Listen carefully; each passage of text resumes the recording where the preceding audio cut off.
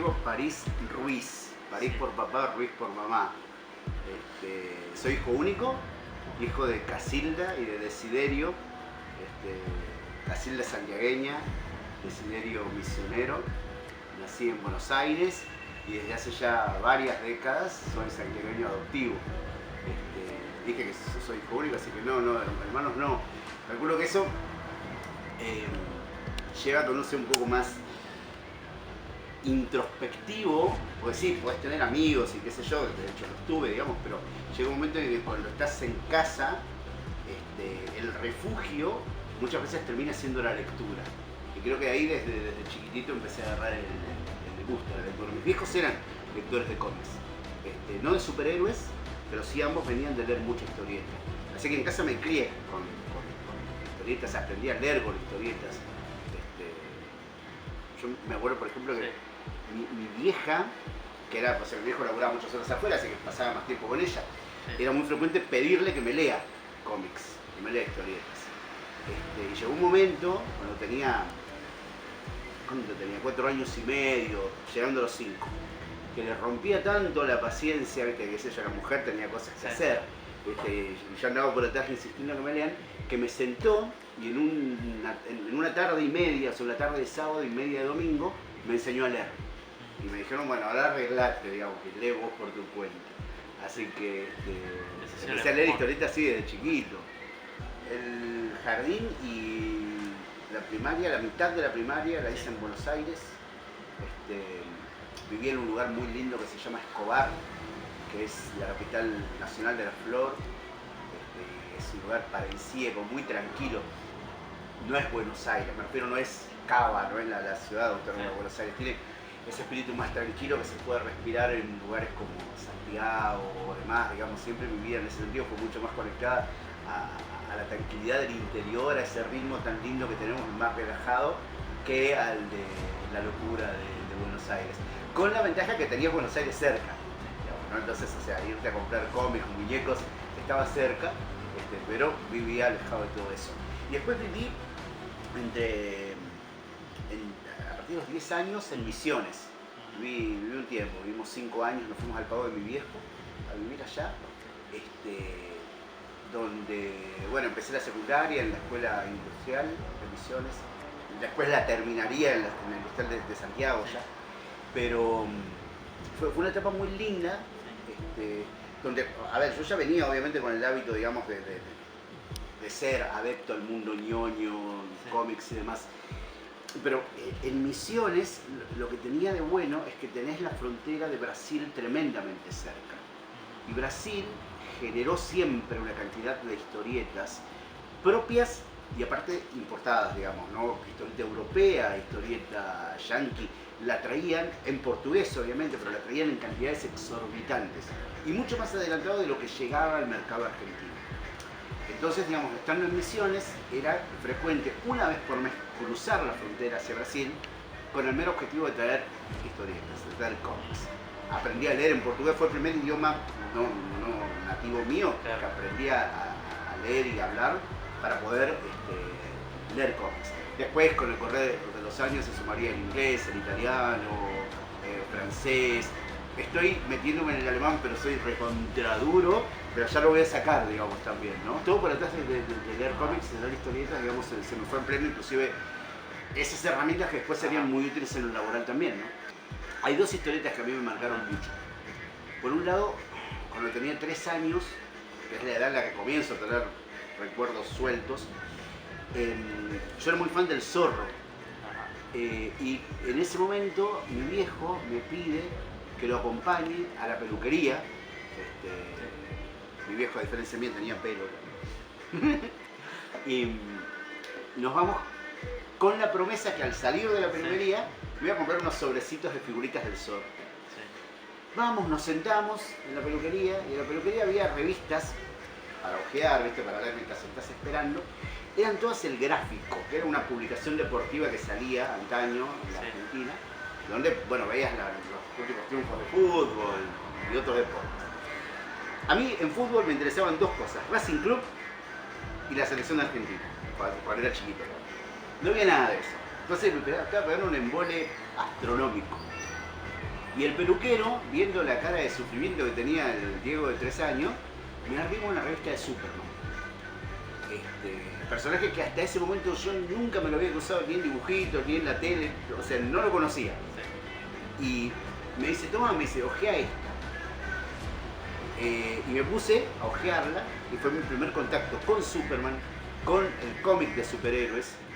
Y algo me hizo crack adentro cuando lo vi. No sabía leer todavía, pero me pasé todo el tiempo ojeándolo.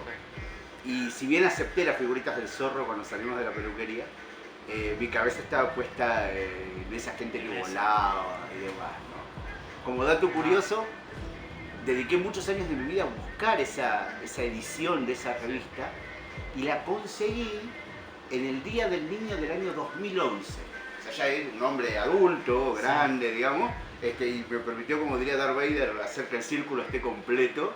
De ahí. Eso fue por un lado. Y por otro lado, la primera historieta que yo leí, después de que me enseñó mi vieja ahí a los 4 o 5 años a leer, fue una de Hijitus, el personaje argentino Hijitus. Una en la que luchaba contra un robot que había creado el profesor Neurus, que era el villano de Trulala, la ciudad en la que vive él. Esa fue la primera que leí por cuenta propia. Yo siempre pensaba, ya desde la adolescencia, que mi método de ganarme la vida, mi profesión, digamos, iba a estar más volcado para el lado de escritura, lectura, palabras. Pensaba que íbamos por ahí. Mi viejo, un hombre mucho más práctico, un hombre más laburante, no le veía la posibilidad de que el hijo se pudiese ganar la vida por eso. Más cuando le empecé a decir que quería vivir de la historieta, pero sin saber dibujar historietas, o sea, ni siquiera yo tenía muy bien claro cómo quería vivir de la historieta sin hacer historieta. E insistió muchísimo en que me metiese en la escuela técnica, en la industrial. Termino en la especialización de química, que era la que más afinidad tenía, digamos, de las opciones que había. Y una vez que termino, mi plan era dedicarme a continuar estudiando inmediatamente, pero tuve la bendición de ser papá. Yo fui papá muy joven y con la particularidad de que yo me hice cargo completamente de la crianza de mi hijo. O sea, yo solicité la tenencia de él, la obtuve y mi hijo se crió conmigo desde chiquitito. Por consiguiente, eso demandaba tener que postergar la parte de estudios y dedicarme a trabajar, digamos, había que mantener la familia. Claro, claro, así que los estudios en ese momento quedan postergados, junto con, bueno, varios proyectos que quedan en stand-by, y mi función pasa a ser la de papá.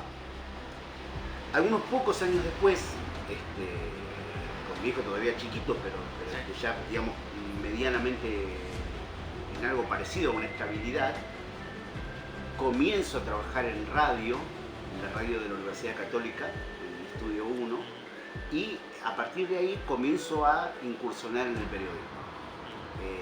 De entrada, mi laburo fue trabajar dedicándome a cómic, especialización en cómic y género fantástico, cine de ciencia ficción, literatura de fantasía, series de culto, en todo ese tipo de cosas.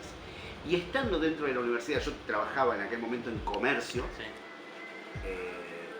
trabajaba también en la radio, los viernes, sábados y domingos en la radio y de lunes a sábado en comercio. Y aparte comencé a hacer cursos, capacitaciones y a tomar todo lo que se me permitiese para incursionar al periodismo. Fueron épocas, digamos, y aparte había que repartirse como papá, como novio, como hijo, como amigo, digamos. No, fueron tiempos que esas cosas que uno puede hacer cuando tenés 20 y pico, digamos, ¿no? No sé si hoy me daría el cuero para hacer lo mismo, pero eran épocas de poco dormir, aprender mucho, laburar mucho e ir forjando al mismo tiempo un mercado que no estaba del todo seguro si terminaba de existir en Santiago del Estero. Digo, hoy por hoy es frecuente ver un fandom en convenciones, en eventos, en distintas opciones que van apareciendo para que ese fandom se reúna. En 1997, que es cuando yo comienzo a trabajar de esto, el fandom estaba desperdigado y había que empezar a juntarlo, había que convertirse en una especie de cuasi pastor, digamos, para llamar, ¿viste?, al fandom. que fue apareciendo, que se fue reuniendo y que respondió bien y que dio paso a muchas cosas. Por un lado, la relectura, ya lo había leído siendo chico, pero no lo había disfrutado de la misma forma, de la segunda parte del Eternauta, una obra que había salido en el año 77, escrita por Oesterheld y dibujada por Solano López, que cuando la leí la primera vez me pareció una historia linda de fantasía y demás. Y que leyéndola por segunda vez le encontré unos matices políticos, de ideología propia de los últimos años de Oesterheld muy fuerte y que me gustó muchísimo más. Esa sería una. Y la otra, yo al ingresar a la secundaria continuaba leyendo cómics, de hecho llevaba cómics a la secundaria, los prestaba, qué sé yo y demás, pero había dejado de comprar cómics de superhéroes. No relegaba contra ellos, o sea, seguía llevándolos, los defendía capa y espada y todo, pero era como que me había hastiado con los 13 años cumplidos de leer cómics de superhéroes. Y cuando tenía 18, 19 años, me encuentro con el primer número publicado en Argentina de una versión de la Liga de la Justicia, mucho más humorística, que se tomaba todo más de una forma desenfadada, escrita por dos genios llamados Kate Giffen y Jean-Marc de Matteis, dibujado por Kevin Maguire, que me trajo de vuelta de forma abrupta y contundente y para que no deje nunca más de leer superhéroes. Entonces, digamos, está por un lado esa parte más seria, por otro lado la parte más divertida, que me hizo dar cuenta de que en esos años que yo había dejado de leerlos, los superhéroes habían cambiado, habían evolucionado y que así como yo había crecido como lector, los superhéroes tenían otra cosa para darme y que ya no eran solamente para niños. Eran disfrutables por los niños, pero también los podía disfrutar un joven adulto como era el que era yo en ese momento. Así que sí, esas dos. El programa, como lo mencionaba antes, nació ahí en el Estudio 1, en la Universidad Católica, en la radio de la universidad, en el 97. Y eso sirvió para saber, digo, o sea, el sustento de audiencia, servía para saber que había un fandom que pudiese responder a alguna convocatoria. Se empezaron a hacer proyecciones en el auditorio de la universidad, que tuvieron buena respuesta. Yo había viajado a Fantabaires y eventos en Buenos Aires que, claro, permitían soñar, pero que tenían una envergadura muy grande como para pensar que pudiesen realizarse en Santiago. El click llega en el año 2001. Yo en el 2001 viajo a una convención en Rosario que se llamaba Leyendas, un evento hermoso que se realizó durante 10 años, 10 ediciones entre el 99 y el 2008, y que tenía el espíritu de las convenciones grandes de Buenos Aires, con artistas y un montón de cosas grosas, pero realizada de una forma mucho más afrontable para un lugar como Santiago del Estero. Y lo que se hace en Santiago en el 2002, cuando cumple 5 años el programa de radio, yo en aquel momento charlo a la idea de hacer una convención con el director de la radio, un amigo hasta el día de hoy, que se llama Aníbal Aguirre. Llevamos la propuesta juntos a quien es hoy en día el rector de la universidad, Luis Lucena, que en aquel momento él estaba como secretario de la UCSE, y le damos para adelante. Se podría decir que entre los tres, digamos, armamos una convención que se hizo, la primera en el Aula Magna, de ahí de la universidad, ahí estaba, digamos, todo el sector de stands, se tomaba el auditorio para proyecciones, conferencias y demás, y las aulas para talleres. En aquella primera edición contamos con la suerte de que dos monstruos de la historieta mundial aceptasen venir a Santiago del Estero, un evento que recién nacía, en quizás los mejores momentos de sus carreras. Por un lado, Quique Alcatena. Quique venía de trabajar muy fuerte en el mercado yanqui y súper consolidado ya en la historieta argentina y europea. Y Eduardo Rizzo, que venía de dibujar a personajes tremendos y de ganar por primera vez un premio Eisner. Era el primer argentino que se ganaba ese equivalente al Oscar de la historieta, y que vino trayéndolo a Santiago y demás, dándonos un apoyo que hizo que no solamente Santiago del Estero se fijase en la convención, sino que empezasen a prestar atención provincias vecinas y no tan vecinas, y que gente de otros lados comenzase a viajar a Santiago para esas convenciones de cómics que se armaron durante la década pasada. Imaginario, el programa de radio por un lado y la convención por otro, siguieron creciendo y creciendo, y llegaron a ser eventos muy bien considerados a nivel Argentina. Nos dimos el gusto de tener a personas realmente muy grosas, hasta el 2012, que fue cuando se hizo la última edición, 10 años, 10 ediciones, y se cerró, dejando un recuerdo muy lindo, ¿no? Sí. Para mí que lo organizaba y para el equipo con el que laburábamos, y para la gente que vino a participar, que hasta el día de hoy lo recuerdan con cariño. Creo que es importante saber cumplir el ciclo, lo cual no quiere decir que no se pueda repetir, ¿no? Pero bueno, en aquel momento se habían cumplido 10 años, 10 ediciones. Los públicos se renuevan también. Los públicos se renuevan también. Imaginario y el formato de convención que a mí me gusta en realidad, apuntan mucho a mezclar que haya diversión, pero que también haya contenidos, ¿no? Que la parte artística, cultural que tiene todo este mundo ñoño puedan estar presentes.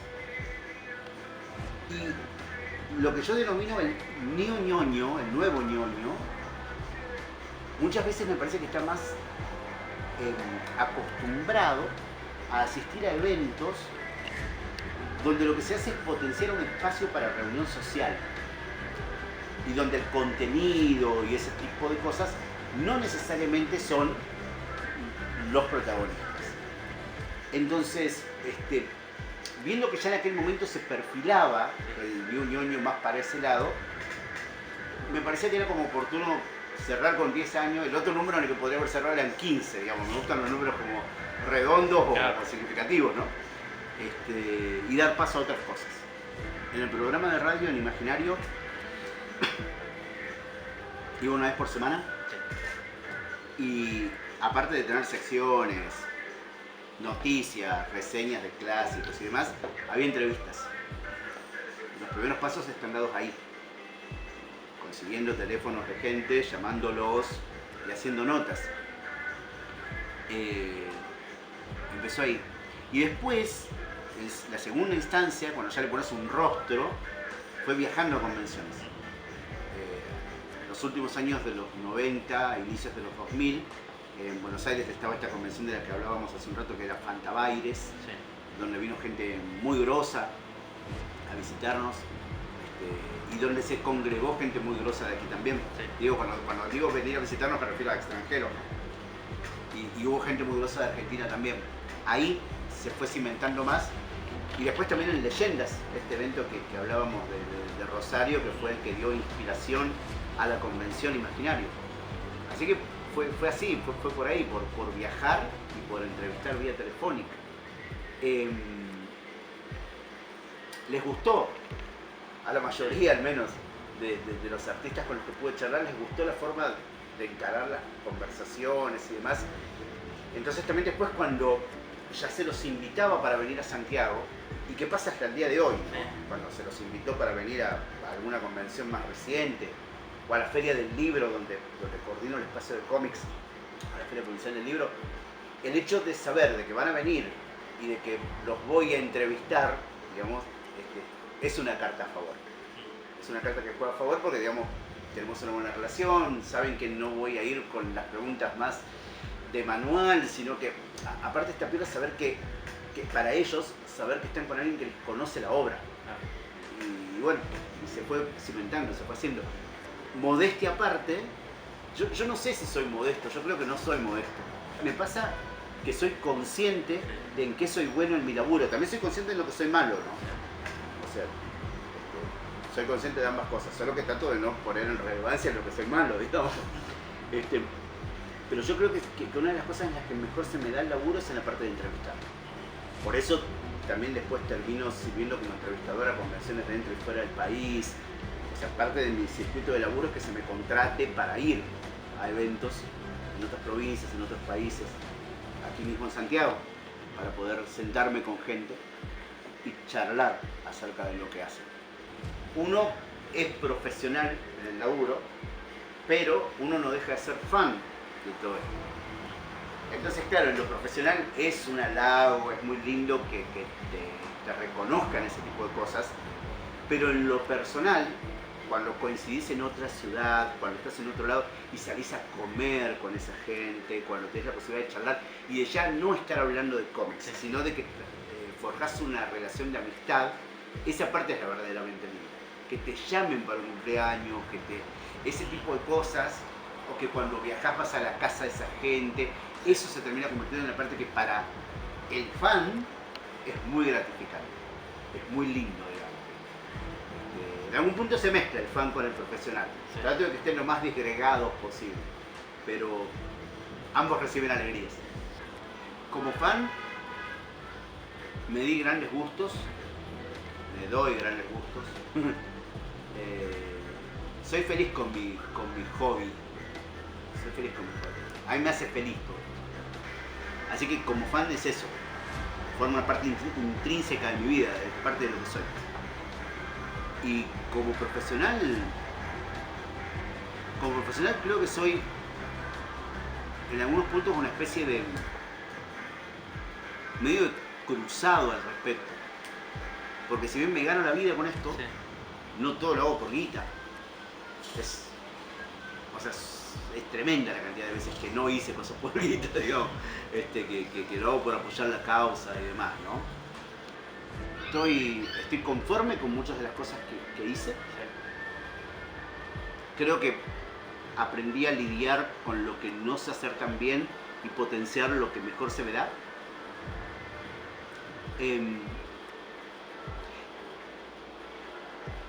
Y tengo como orgullo dentro de mi profesión no haber sido siempre una persona que solamente lo hizo por laburo, por dinero.